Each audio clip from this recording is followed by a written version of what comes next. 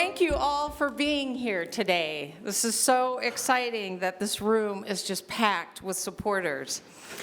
I want to especially thank our newest member of the Justice Court, Judge Katherine Peters, for saying yes.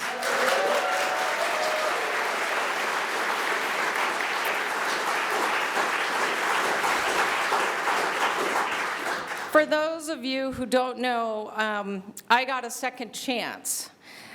This is the second opportunity I have had to nominate a judge to our Justice Court, and I am incredibly grateful. And Salt Lake City is fortunate that Judge Peters applied both times, so thank you very much for sticking with me. As I told Judge Landau at his swearing-in ceremony last year, I take this nomination seriously and expect a great deal from the people I have selected. This job will not be easy. Every day you will come in to direct contact with individuals in our great city who frankly don't want to be standing before you. They will be frustrated or sad, angry, and possibly resigned to a fate they feel they can do nothing about. Judge Peters, you were selected because I truly believe that at these moments, you can deliver not only fairness, but hope to the individuals that will stand before you. As you reminded us during your confirmation before the City Council, nearly 80% of cases in the U.S. are misdemeanors handled in justice courts. It is here where a single decision can become a lifelong entanglement with the criminal justice system. And it is here where the weight of justice can begin to disproportionately impact the lives of marginalized communities. But it is also here where we can make great change if you choose to look at your caseload not as a stack to work through, but an opportunity to impact individual lives. And if you choose to not only move through cases thoughtfully, but to search for solutions to minimize contact with the court and to institute policies to address potential issues, you will be on the journey that I envisioned. Judge Peters, you put your name forward because you want to serve, and you were selected because I believe you want to make change, and you have great ideas on how to improve the justice court system. While I am confident that you will become part of a legacy I can proudly look back on as mayor, your responsibility is not to me or anyone else. Your primary responsibility is to the greater ideals of our American system of justice, that everyone deserves equal treatment under the law and that everyone deserves a second chance in life. So congratulations to you, and thank you once again, Judge Katherine Peters, for putting your name forward.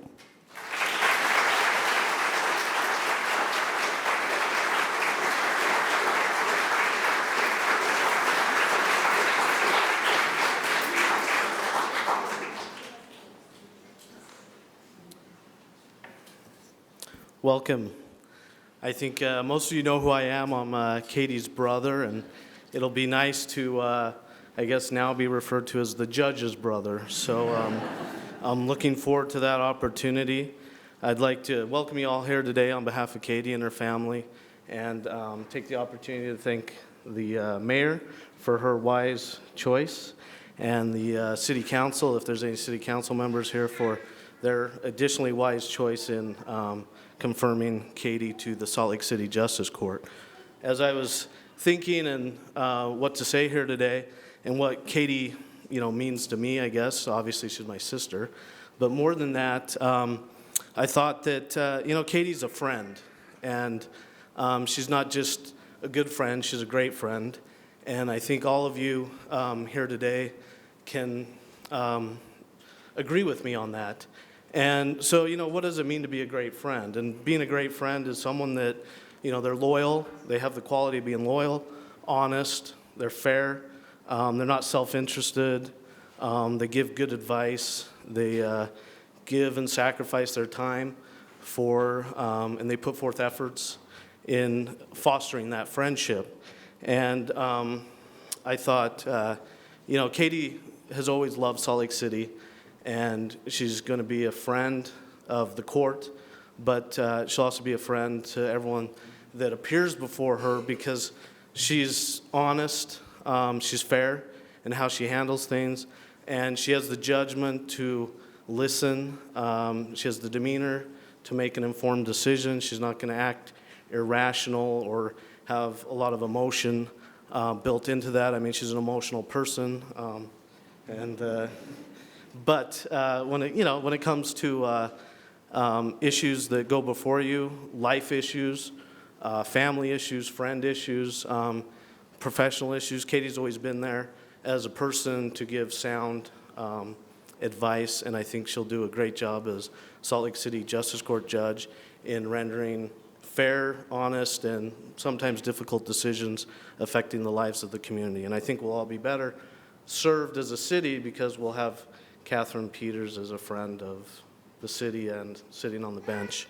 We're going to hear from a couple other people here today. The first person is Miss Andrea Martinez.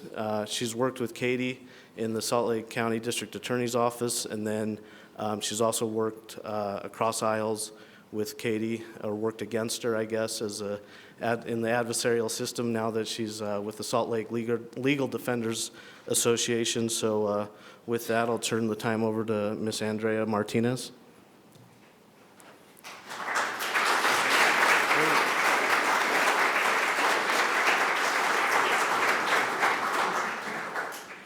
Good afternoon. There are a lot of words one could use to describe Katherine Peters, or Katie as she's always been known to me. Smart, dependable, patient, honest, hardworking, witty, very witty, interesting, competent, music lover, and maybe even a parrot head, as I first discovered through a recent invite to a Jimmy Buffett concert with Katie. Wife, sister, mother, daughter, attorney, and now judge. And all of those things accurately describe Katie. But if someone had to ask me how I would describe Katie in 3 words in no particular order, they would be cheerleader, welcoming, and generous. I first had the opportunity to meet Katie in the spring of 2002. I had just begun clerking in the Justice Division of Salt Lake County District Attorney's Office. I was prior in the Civil Division and actually encouraged to go to the Justice Division by Tom, who was actually there as an attorney at the time. But I was in my 3rd year of starting law school, and she was a brand new attorney.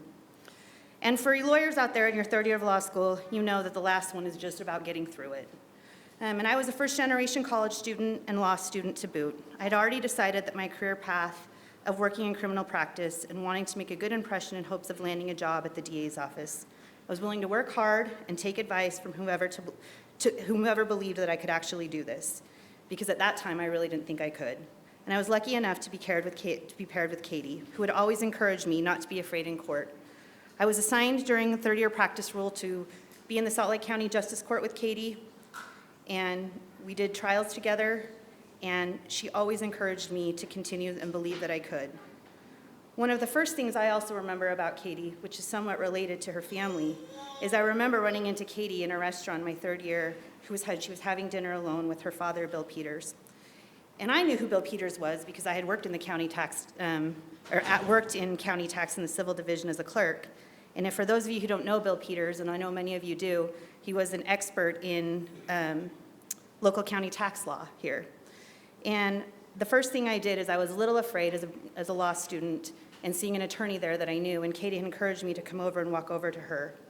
The first thing she did was introduce me to her father, and I explained to her father that I was actually taking a tax law class, but not actually planning to pursue that. But one of the first things he did, which I think is reminiscent of Katie, is he repeatedly kept telling me that she could do it. And that encouragement and cheerleading has never left my memory. And as far as welcoming goes, to all of her new colleagues, you should know that if you ever get invited to lunch with Katie Peters, you're never going to go alone. It's not just the 2 of you. And if it's just the 2 of you, then something else has happened, because there's always going to make sure, Katie's always going to make sure that everyone has an invite. If it's really just the two of you, as I've previously said, you got to hope that it's nothing serious. I had 2 stints at the DA's office, and when I came back the second time in 2014, I was a single mother of 2 young boys. At that time in my life, we were in the same boat in many ways, both trying to make our personal and professional lives successful while dealing with the mothering of 2 young children, a struggle that isn't unique to many, but one that can feel very lonely and hard at times. One thing Katie knew is that I didn't have family here, but she always did. And she always made sure that myself and my boys had an invite to all of the holidays with her family. And she always offered to watch over my boys if I needed a moment to myself or decompress. It's always been an incredibly meaningful moment to me and something I'll never forget.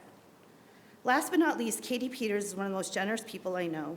She would disagree with that characterization, as I've told her before, but as much as Katie is welcoming, she's even more giving and generous to those around her. I know her family and friends know this, and I won't embarrass her too much. But when someone is in need, Katie is the first to volunteer.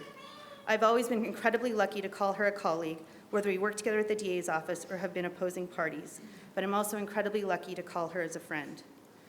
More importantly, as a citizen of the Salt Lake City, I'm confident our community will be better served by Katie serving as a justice court judge.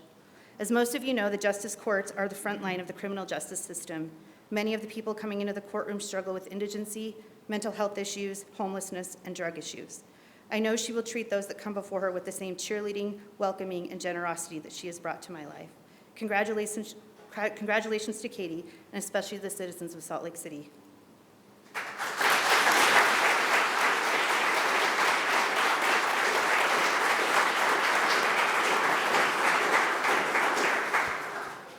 Thank you, Andrea. Now we're going to hear from Mr. Fred B. Burmester, or B. Fred Burmester, sorry. And Fred's worked with Katie, I think her entire career at the Salt Lake County District Attorney's Office. They have done numerous trials together. I think they also had the opportunity to do a very unique situation where they had a double jury trial on a felony case or a felony matter. So not a lot of attorneys do felony jury trials, and I venture to guess that very few, if any, have ever done a double felony jury trial. So kudos to both of you on that, and we'll hear from Fred. Thank you.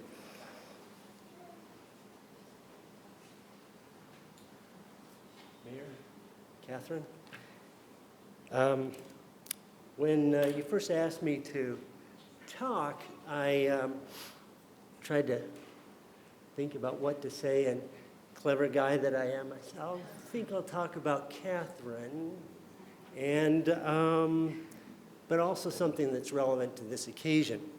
So I started to think about what are the essential qualities for a judge, at least from the viewpoint of an advocate. And then how do those same characteristics apply to Catherine? I spoke to other friends, other colleagues in my office, and the thing that just kept coming up over and over was fair and impartial. And quite frankly, I was not really super excited about that because it just seems like it's obvious, fair and impartial, not something particularly insightful. Certainly, any candidate who's brought forward to before the mayor would certainly have been screened for impartiality and fairness. So I thought about, well, just take a step back, look at what is the foundation for our legal system, its basic assumptions, and then I'll just go from there. And so if you look at our system, it is 3 basic components: accusatorial, adversarial, and based on common law.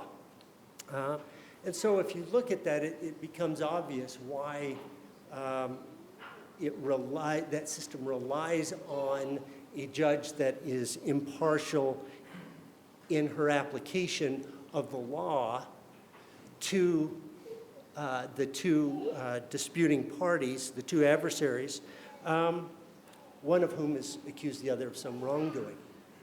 Nevertheless, that doesn't necessarily bring to light those characteristics that are so important. I think one of the problems is we say that all the time. Oh yeah, impartial, fair. It's sort of like beyond a reasonable doubt. Other than, unless you've sat in jury instructions, which I don't encourage you to do, it's really boring. But unless you've done that exercise, you really haven't thought much about what that means to be beyond a reasonable doubt. And I think the same thing is true for being a fair and impartial judge. But after further reflection, I came to, I'd say, 5 or 6 things that I think are essential to achieve the prime directive of fair and impartial judge. I think they need to be specifically impartial. I'll expound upon that a little bit. Knowledgeable, articulate, intellectually agile, calm, and assertive. What I mean by specifically impartial, I don't think it is fair to ask anyone to go into a situation without any feelings about anything at all, just be a blank slate that it just isn't real. The very issues, homelessness, crime, abortion, gun rights, all those things end up in courts. And to ask a judge to have no opinion at all on any of those things it wouldn't work, and it doesn't happen. But what does happen, what I think is important, is that specifically the judge is impartial about the specific case, about that law as it applies to those parties. To do that task, though, is really hard. It can be lonely. That's not new to Katie, although she's always alone, but I mean, she's always with other people, as we just heard. It can be lonely to do that task. She has a lot of practice at doing these hard things, tough caseloads that included murders, rapes, really tough things. And that's not just getting at a conviction, but rather dealing with the victims and family members, people who have been touched by that crime. But also making sure that the rights of the accused are protected. She also has the experience of life, dealing with tough circumstances, as we all do. But she, in contradistinction to many of us, always rises with grace and resilience. Second thing is, I'm kind of merging a couple things here together, knowledgeable and articulate. In order to apply the common law fairly, or the law fairly, you have to know the law. You have to be a student of it. And my friend Katie knows the law. How do I know that? Well, as you've heard, we tried a number of pretty big cases together, and I assure you she understands the law. I'm not talking about the substantive law of the case that we were involved with, but rather the most important part, procedure, the rules of evidence. I have engaged with her in numerous debates in getting ready for those cases, and talked about other cases that we've had independently. I've seen her argue in court. I assure you, any of you attorneys who will appear before Judge Peters, you're going to have to know the law because she's going to know it. But more importantly, she's going to be able to articulate it. We've had many occasions over now, I'm sad to say, close to 20 years, and I've seen you argue in court and explain to a colleague down the hallway in plain and succinct way. Intellectually agile or just quick. is something that she is especially adept at. I think it's important for a judge to be able to immediately zero in on the issue at hand despite its inherent complexities. To illustrate, I'd like to use a device that I've found useful at times where you describe something by describing what it is not.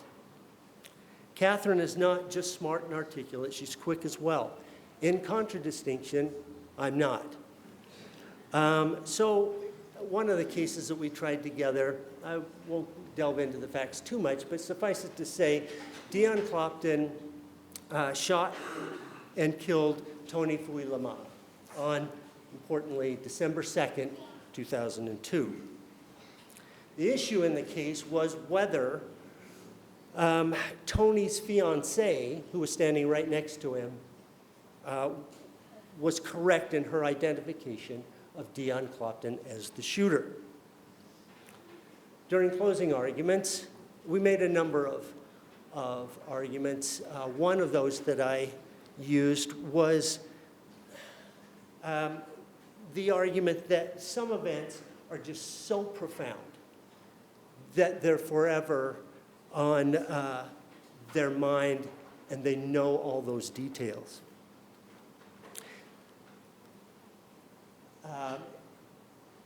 Is proof I know where I was January 28th, 1986. It was in office of my supervisor, a major in the United States Army on Fort Ord, in that old wooden barrack office.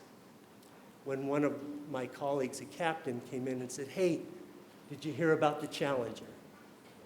And I said, no, that's the one with the teacher.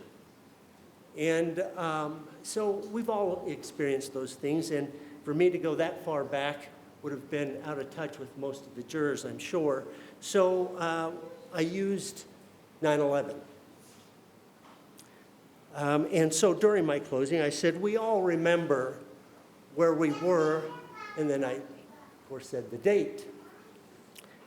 So went on to finish, thought for sure I've hit a home run. Sat down next to Katie and expected a whisper or a note, "Hey, good job." No, not so much. She turned to me and said, "Really, where were you on December 11th?"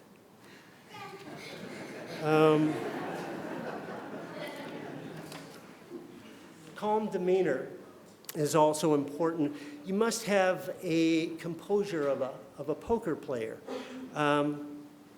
I think it demonstrates fairness and assures the parties that the judge is acting impartially. And again, to demonstrate something, I'm going to show you the opposite. Same case. Defense decided to call Dion Clopton's two sisters as witnesses. They claimed to have been part of a conversation with another man named Freddie Lee White, who had been there, where he had confessed to them that he was the actual shooter. So the defense attorney handling that witness called the first sister and had to go through the normal things. "Hey, what's your name? Do you know my client, Mr. Clopton?" "Yes, he's my brother." And then, kind of crazy to me, the next question was a leading question. "Fair to say you've known the defendant all your life?" And I just thought, that's kind of wacky, but okay. Sometimes, in order to establish foundation, you have to ask kind of what seems like kind of wacky questions prosecutors ask theft victims all the time. Now, this thing that you reported stolen to the police, did you give permission to this person you don't know to have that thing? And of course, everyone must be thinking, well, what in the world? So, but it was a leading question, and it was not particularly relevant since they're not going to talk about him. It was this conversation with Freddie Lee White that was important. But in fairness, they had to establish that foundation. So with that first witness, I just, okay, whatever. Got to get my aid here. But with the second witness, she went through the same questioning. Do you know the defendant? Yes. How do you know him? My brother. Fair to say you've known him all your life? And with that one, I just tossed my pencil and, come on.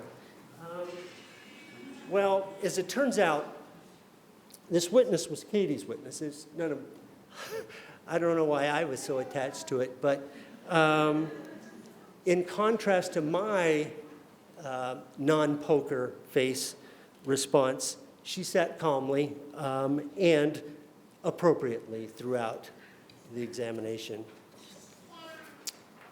Finally, assertive.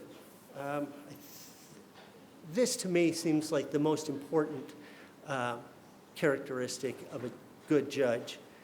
To be fair and impartial, you have to maintain control of the courtroom.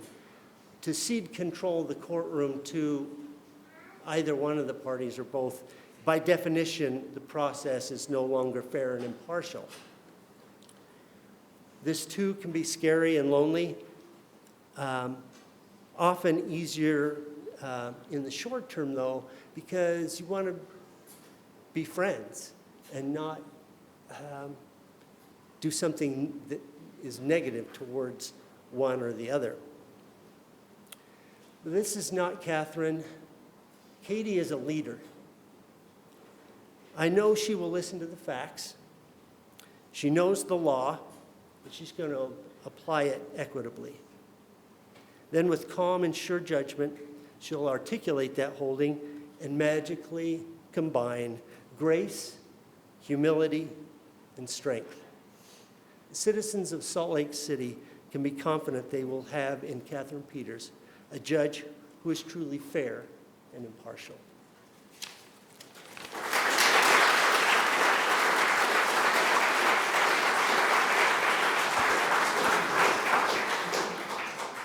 Thank you, Fred.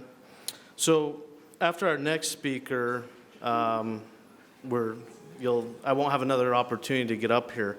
And so one thing I wanted to at least give you folks the opportunity, because the next speaker is going to do the investiture and swearing in. So after that point in time, Katie will have the full authority and power to put all of us in jail up to a year. So Mom, Chris, Angela, Kathy, Kiana, any boys, any airing of grievances that you guys need to get out here? Okay. All right.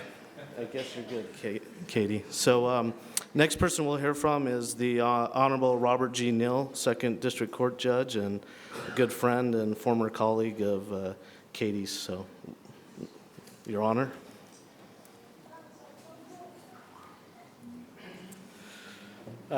Many years ago, Katie and I both worked at the Salt Lake County District Attorney's Office, and we tried a case at the very beginning of our careers. It was an aggravated robbery trial before then District Court Judge Stephen L. Roth. And during the voir dire, the facts briefly, two brothers robbed at gunpoint the victim of all of his personal property. And during voir dire, when the judge selects the jury, Judge Roth asked all of the potential jurors if they've ever been themselves a victim of a crime like that. And we were surprised. 3 people raised their hands. And so not to taint any of the other jurors, Judge Roth brought the 3 jurors one by one up to the bench, and he invited me and Katie to come up there, and the defense attorney and also the defendant who was out of custody. And Judge Roth asked this juror who had been a victim, he said, well, potential juror, can you set aside that experience? Obviously, it must have been traumatic for you. And can you give this defendant a fair and impartial and open mind? And I'll never forget what Katie and I observed.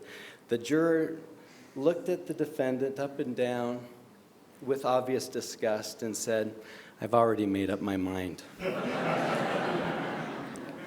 And Katie and I, of course, that juror was not selected, but we, afterwards, we had a good laugh about that. And trying anything or doing anything with Katie, you were guaranteed a lot of laughter because she is one of the funniest people I have ever known. But Katie and I have known each other for about 18 years. As I mentioned a moment ago, we started together, and we were in the trenches. At that time, we were handling the voluminous Salt Lake County Justice Court caseload, and it's much reduced now, but I got to know her very, very well, and as Fred said and as Andrea said, I feel like I know her character much unlike that juror who made the rush judgment, and I wanted to tell you a little bit about her. First of all, Katie has unparalleled integrity. I remember years ago, there was an important case that she was trying, and some exculpatory evidence came forward. And Katie's first response was, "We need to give this to the defense." And that always impressed me because I think other prosecutors, of course, would provide that to the defense, but they might think, oh, what are we going to do about this? How is this going to affect our case? But I've always thought and knew that with Katie, she would always do the right thing. Katie has always looked out for people's rights, as the instance I just told you. She was always concerned about the victims, but also that as prosecutors, we were looking out for the defendant's constitutional rights. She recently, her most recent assignment at the DA's office was in the juvenile court. So I asked the judge who she was assigned to, I said, anything you want me to present? And he said, well, her counterpart in my court has never been accused of being a good dresser. In fact, most often he would come to court without a tie. And one day, and this is typical, classic Katie, she presented the defense attorney with a snap-on tie. So he could always keep that with him in case he was called to court and could throw that on. This judge, Katie, is going to miss you. He felt that he was honored and lucky to have you in his courtroom. Katie has an exceptional work ethic. You might have heard, how many judges does it take to change a light bulb?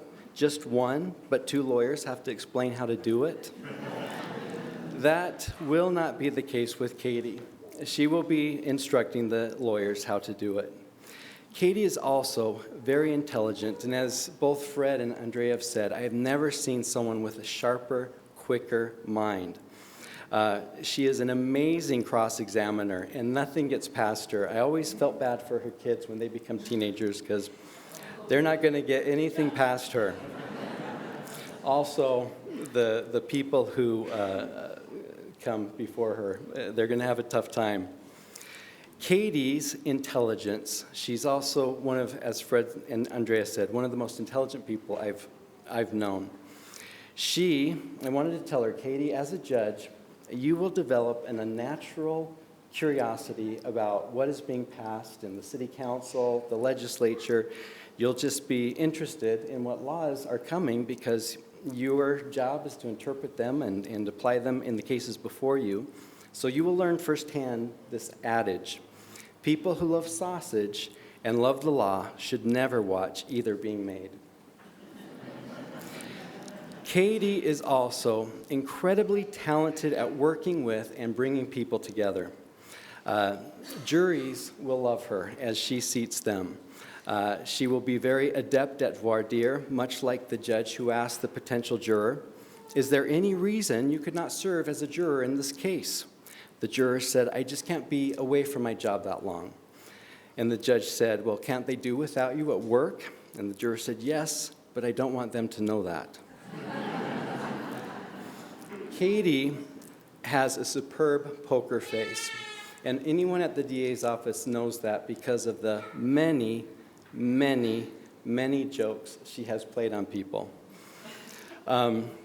This will be great for her judicial demeanor. Unlike one of our favorite Salt Lake County Justice Court judges who retired many, many years ago, but that judge could not keep a poker face. with a jury only sitting a few feet away, if she thought a witness was being untruthful, I'm not kidding, this would be her face.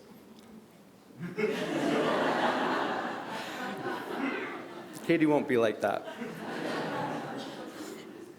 Katie has a great sense of justice, compassion, and mercy. She has fought hard for sentences for victims who have suffered greatly, but she's also compassionately demonstrated not murder.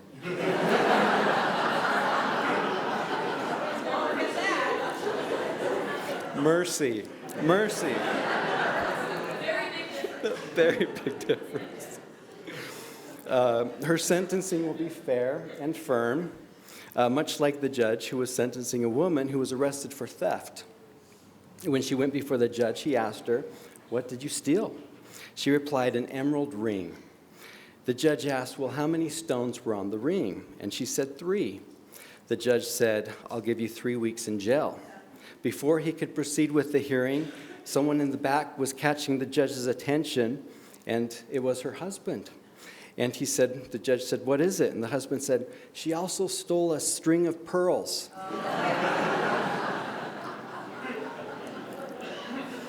Katie is always forward-thinking and always seeks ways and means to improve or implement new ideas. She's open-minded, creative, and as I mentioned, one of the funniest people that I know. I want to give her some final words of advice as she takes the bench. First, never arrive on time or you'll be branded as a beginner. Second, don't say anything until the hearing is over, and that will make you appear wise. Be as vague as possible. This will give everyone the impression they've won, and it will give you better judicial reviews. When in doubt, suggest mediation and always cite a case for authority. If none come to mind, it's best to use the names of your friends and neighbors. In all seriousness, Katie is an exceptional human being. And because she is an exceptional human being, she will be an exceptional judge. She will truly be a star on the bench and a blessing and an asset to the citizens of Salt Lake County.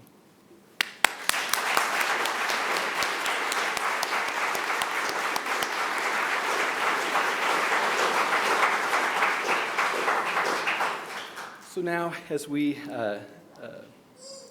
do the oath of office, I'd like to invite your family to come up here.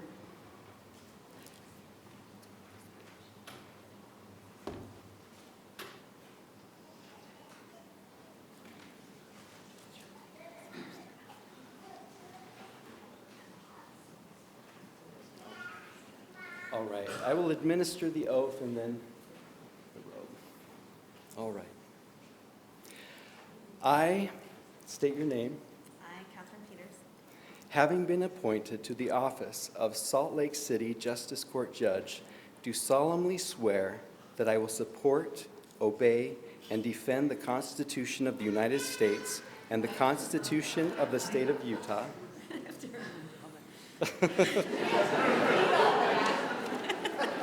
First time I've done this.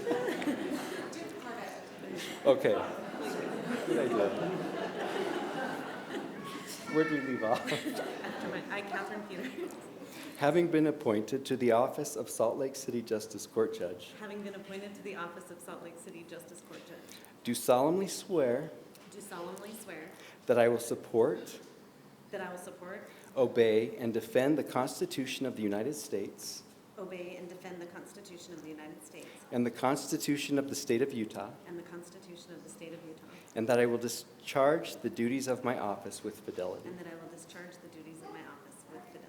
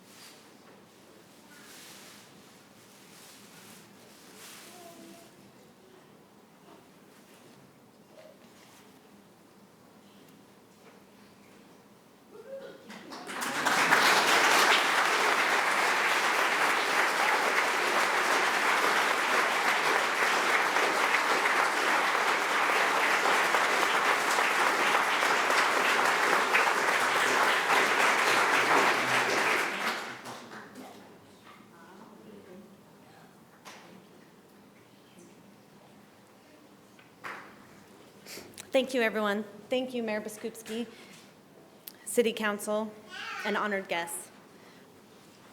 I want to first thank Mayor Biskupski for giving me this opportunity. I'm so honored to be before all of you today. I would like to say thank you to my friends and colleagues, but dear, dear friends, Andrea, Rob, and Fred, for always having been there for me through everything and for all those years, and for being such a great source of friendship and strength to me. I want to thank my friend Coral Sanchez-Rose for being a good support and for helping me get through this process. My sister, Angela, for flying in from Chicago. My dear friend Shab, who came in from San Francisco. I'm so honored and happy to have you both here with me today. And to my friends and family, Chris and the boys and Anastasia and my mom, for all their love and support. I want to thank my father, Bill Peters, who was an excellent father and role model and a friend, and whose love and passion for the law guided me towards my career. But his, more important, was his love for his community and for all the people in the community, and that's what brought me to this position. I've been fortunate enough in my career to be trained by the best. I joined the district attorney's office under David Yoakum, and I was raised in a strong district attorney's office with great attorneys for mentors, and my great strengths as a prosecutor, I can attribute also to the strong and ethical defense bar that we have here in Utah. I've been privileged to work among those people. I'm excited to join the Salt Lake City Justice Court bench. It is a model court that not only dispenses with justice, but works with the community and reaches out to the people in the community. I want to work with the youth of Salt Lake City to inspire them to become a positive part of our system, not to be swept up into the criminal justice system. The city of Salt Lake is lucky to have the strong justice court and the excellent judges and staff that we have there, and I am so honored and lucky to be a part of that. I want to thank everyone, and I promise to do the very best I can for the citizens of Salt Lake City. Thank you.